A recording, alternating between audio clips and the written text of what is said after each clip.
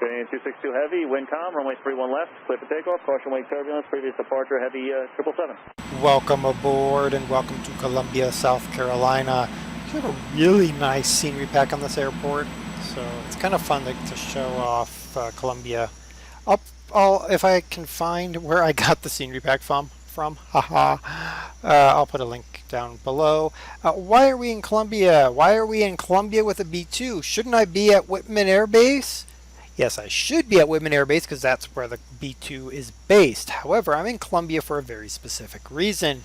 But before we get to that reason, let's talk about our plane, the B-2 Spirit from Northrop Grumman, with help by Boeing. Now, the development of this aircraft, a lot of people think, oh, this aircraft is new. Well, it's not. Development started during the Carter administration in the 70s. It was actually one of the reasons for the cancellation of the B-1A, and then when development was slowed because of issues, they needed a bomber to fill in the role, and so they went and brought out the B-1B, which was basically the B-1A, only with cosmetic changes, I guess. Original price in $1997. Original price was supposed to be $737 million per plane. In the end, it cost $2.1 billion per plane. They were going to order 226 of these things. Yeah, they didn't bother. They stopped. In the cockpit, we are right on top of the gauges. Yay! All right, let's zoom out. There we go. It is a two-man bomber. It actually has provisions for a third person. I guess they're back there somewhere. Yeah. Modern cockpit. Now there was actually Boeing and Northrop Grumman were given contracts recently to update the B-2 because the B-2 is old enough that it needs updating. How about that? All right, let's go ahead and start the engines. There we go.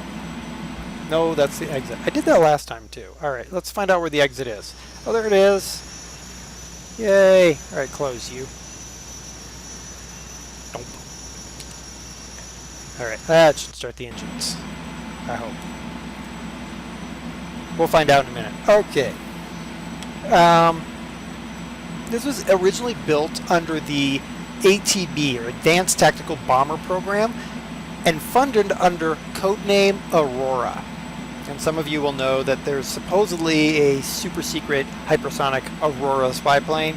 Well, some people think that the whole Aurora thing came off of the project to build this aircraft. It's designed for long-range penetration flights. Are the engines starting? Seriously. I can't even tell. I got 757 on that. Are you starting? Come on.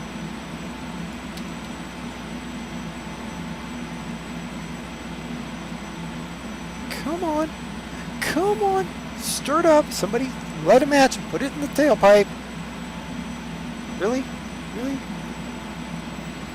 Alright, let's try it this way then.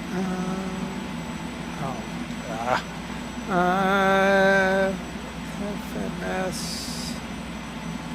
Alright. No. Buttons down here maybe to start the engines.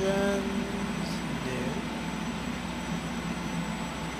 Engines there. That worked. Whee! The engines aren't starting. Why aren't the engines starting? Where's the engine start button? There's starty button. You? No. Okay, let's hit our buttons then. Alright, shift 1. Okay, GPS. Let's go here. Alright, engine, fuel valves unlocked. Engine starter. Hello? Fuel valve. Open. Okay. Structural de-ice, engine de-ice, air brake. Okay. So start the engines then.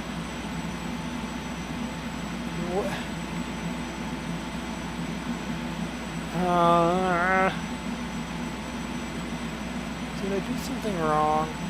How can I do something wrong? Okay, let's... Open. Open, okay.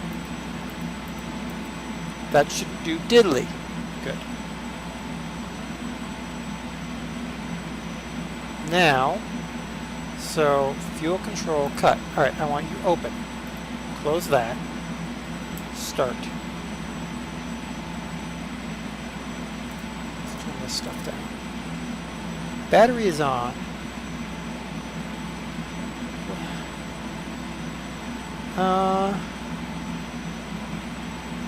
Okay. Arm. Nope, can't press that. Okay, please hold while I return to my flight thingy and restart the flight where the plane is running. Be right back. Okay, we're back. I actually had to completely exit Flight Simulator because Flight Simulator has been acting really stupid lately. I think I need to reinstall. Alright, we're back in our plane. I am not going to turn things off. Apparently this is a completely knackered device here. Oh my goodness. Alright. Anyway, where was I on my list of things to do? I don't even know.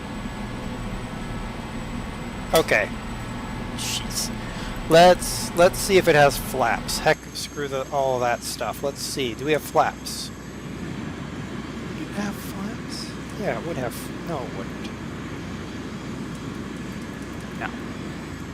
Would not have flaps. It actually doesn't even have pitot tubes because they would actually increase its radar cross-section enormously. It has pitot edging.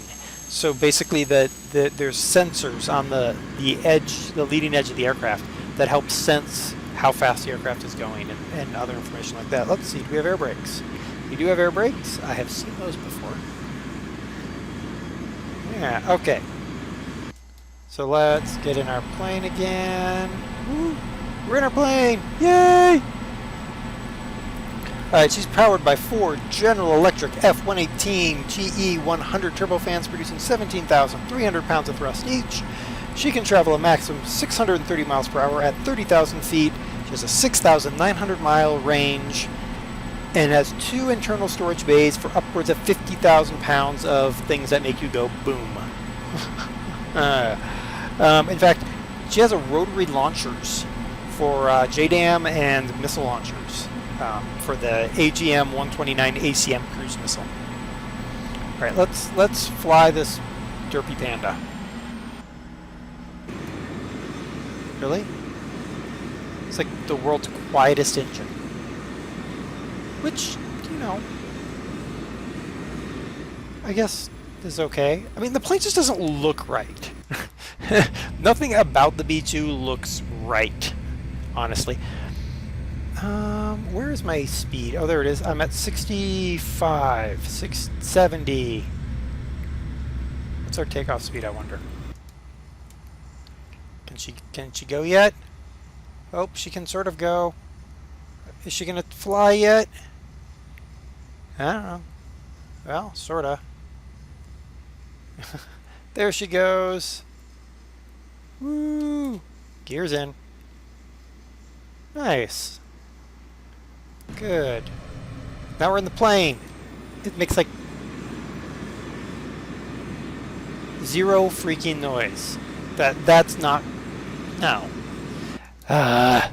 Okay. So we're gonna do an orbit around Columbia Metro and go back in the Columbia Metro. Anyway, the aircraft is actually highly automated. A lot of its flight systems are highly automated to allow one of the crew members to sleep or make dinner or whatever, go to the toilet, because there's actually a toilet on board, along with a kitchen, apparently, of some sort. Yeah. Yeah, to overcome, there's inherent stability with a flying wing. There was an attempt at flying wings earlier, the 37, I believe, and it was just inherently an unstable frame. Now, to get rid of that inherent instability, there is a quadruplex, 4 times repeated, computer-controlled fly-by-wire system, which actually adjusts the aircraft in flight without the pilots actually touching the stick. So while it's flying and the pilot is maybe making a bank, the computer is calculating and maintaining flight level and making little micro adjustments really, really fast to keep the aircraft flying because it is inherently an unstable airframe. Yeah. So it's sort of like the F-117, the stealth fighter, which is actually a bomber as well. I don't know why they ever called it this, the fighter. That thing requires a computer to fly as well. But it requires a computer to fly because it is aerodynamically unsound. It shouldn't fly. It actually needs a computer just to maintain flight. In theory, the loss of the computer controls in a B-2 just means the pilots have to be really, really, really, really, really careful, because you can do it. They proved it back coming out of World War II when they've tried the first flying wings, which were prop-powered. So why are we in Columbia? Well, I actually have a connection to the B-2 and Columbia at the same time.